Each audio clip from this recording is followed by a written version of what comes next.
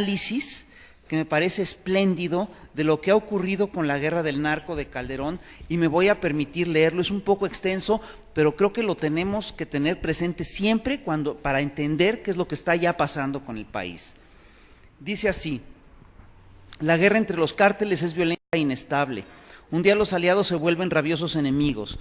Para sobrevivir, las grandes organizaciones que se han debilitado por la batalla tendenciosa del gobierno federal que favorece al cártel de Sinaloa van switchando con un grupo y luego con otro.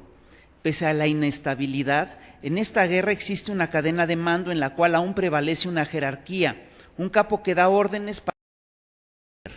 El capo piensa en el negocio y por muy pocos escrúpulos que posea, no quiere que las cosas se desborden hasta provocar un caos que se vuelva contraproducente para su negocio. Irónicamente, el único consenso que existe entre esos cárteles que quieren ver muertos a sus enemigos es que la guerra ya se salió de control y que es necesario volver al orden antes de que la anarquía afecte sus ilícitos intereses. En este nivel de guerra combaten el Ejército Mexicano, la Marina, la Secretaría de Seguridad Pública, la Policía Federal y el Gobierno de Estados Unidos. Unos se coluden con otros y combaten a los demás por pura consigna.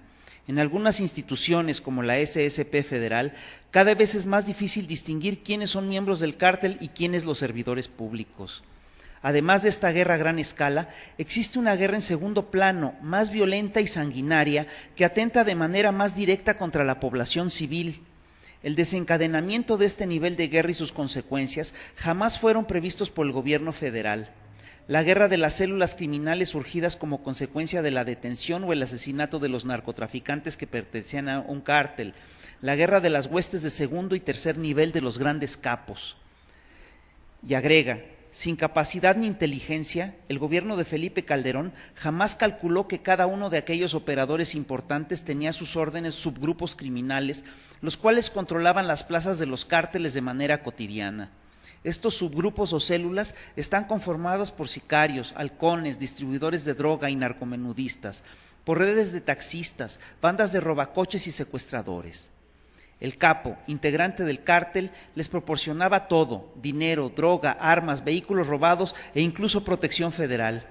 El jefe de la célula debía reclutar a su gente y encargarse de corromper a las autoridades municipales y estatales.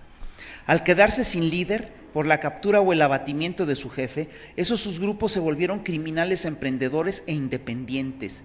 Y como la mayoría de los gobiernos municipales, estatales y el federal, son incapaces de ejercer la hacer respetar la ley de manera generalizada en el país, estas células criminales se volvieron muy poderosas en los territorios que ocupan.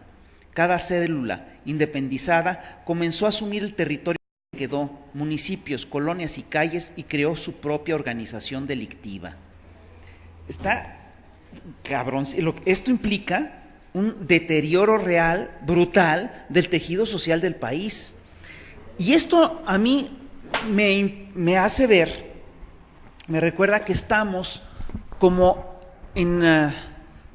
llegaron a estar los chinos a principios del siglo XX, a finales del siglo XIX y principios del siglo XX.